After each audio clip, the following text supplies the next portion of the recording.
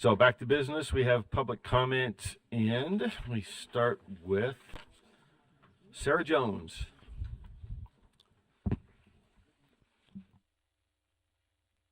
And I understand our beeper may be broken, so I may be the beeper. I will announce or beep at, yeah.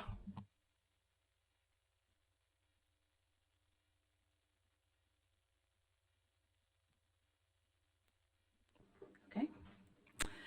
Great. Good morning, Dr. Sarah Jones with the Utah Education Association. I'm speaking today about a rule you'll consider later, R277-628, sensitive materials. The rule was the result of compromise on House Bill 29 during the legislative session, compromise between the House and the Senate. Language was added to that bill to allow the state board to review and overturn a statewide ban on instructional materials. And that allowance is significant. It allows the board to reverse decisions they believe may be detrimental to student learning.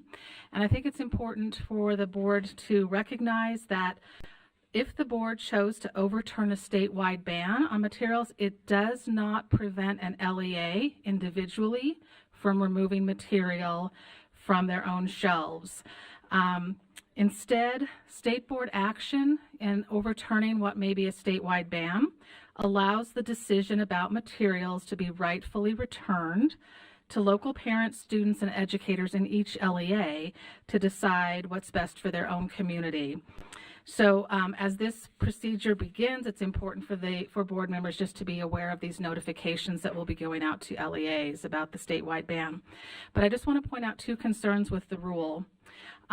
In code, it allows the board members 60 days to place a material on the board agenda to consider overturning this ban. But draft 3 of your rule only allows you 30 days to consider placing that ban, or placing the material on a board agenda. So it cuts that time in half. And really this should align with code and allow you 60 days.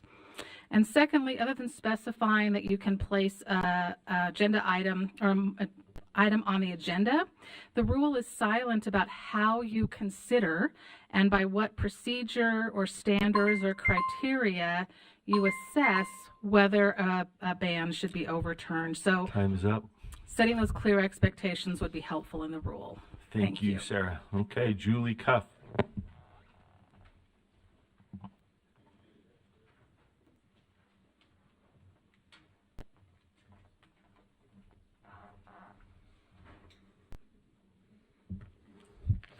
Good morning. Chairman Moss, Vice Chairs Earl and Hart, and board members and superintendent. My name is Julie Clough. I am the Utah PTA President-elect. It's a pleasure to be here this morning. I can't believe it's May. My son all day yesterday was, I can't believe it's May, and did the whole Backstreet Boy NSYNC thing all day. So it's been a fun day, but I love this time of year. I love heading into graduation season and wedding season and family vacations and just not having to get up early and not having a schedule and just doing all of those things. But before we get there, we have the end of school, and that's such a busy time. And I wanted to share a few things with you that we are preparing for. So next week, we are having our annual leadership convention. As president-elect, I have the honor of being the chairman of that committee this year.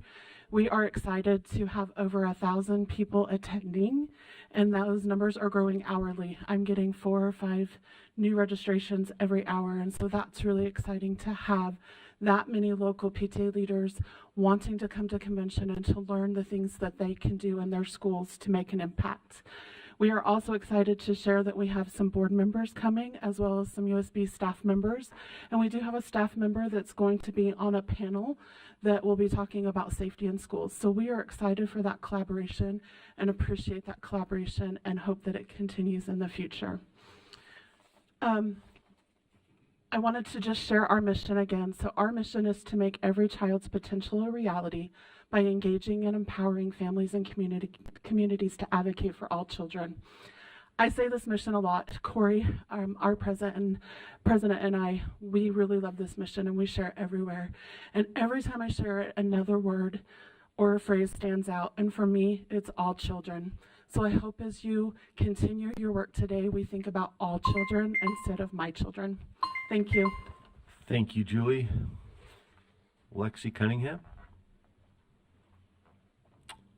Not here in person. Is Lexi online? I don't hear Lexi. Let's go to McKenna Walker, and then we can come back to Lexi.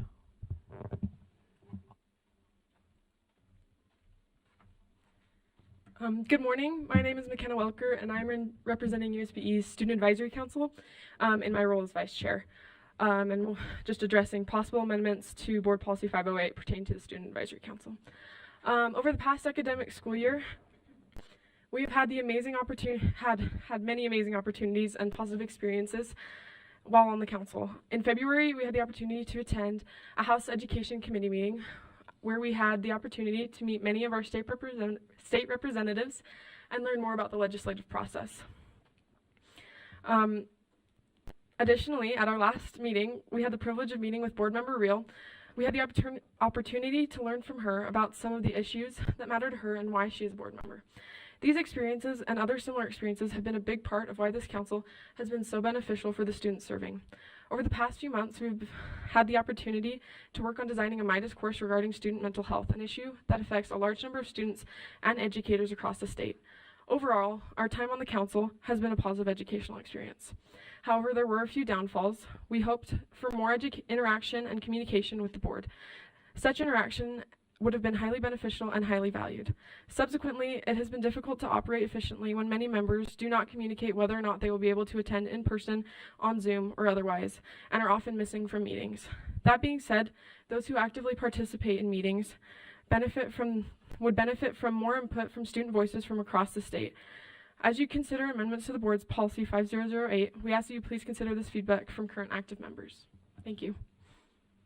Thank you, McKenna. Do we have Lexi Cunningham with us? Not hearing Lexi. That concludes our public comment. Thank you all for joining us. Oh, Vice Chair Cindy Phillips, are you on the? I was last night, I think. I'm just going to make sure we follow protocol. I'm not sure if we had you on the list. I could just write it in. I apologize. If we could, yeah, if we could have it written in. We don't see it anywhere unless that's.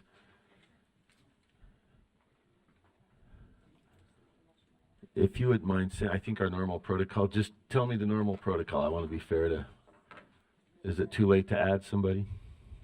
Okay. All right. If you could send that in to us in writing, thank you. Sorry, we don't have you on the list.